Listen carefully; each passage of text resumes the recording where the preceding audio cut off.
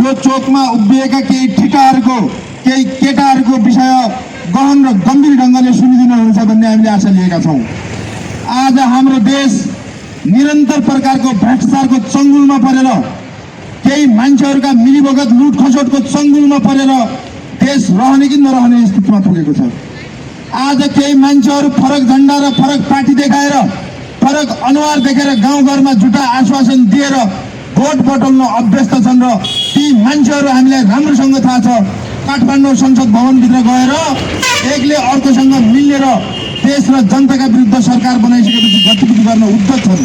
ती मान्छेहरूका अनुहारहरू उदाङ्ग पार्न ती मान्छेहरू को हुन्, ती पार्टी र ती झन्डाहरू को हुन्, ती भ्रष्टाचारी दलालहरू को हुन्, ती हाम्रा मान्छेहरूलाई खाडी बेच्ने मान्छेहरू को हुन्, नेपालीलाई शरणार्थी बनाएर बेच्ने मान्छेहरू को हुन्, ती सुन तस्करहरू को हुन्, यो देशका आयोजनाहरू बेच्ने मान्छे को हुन् भन्ने कुरा तपाईँहरूलाई जानकारी दिनको लागि त्यो विषय राख्नको लागि तपाईँहरूको चोकमा हामी उभिएका छौँ।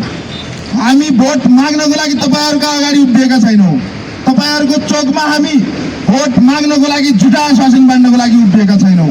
हामीले प्रष्ट रूपमा भनेका छौँ यो देशमा फेरि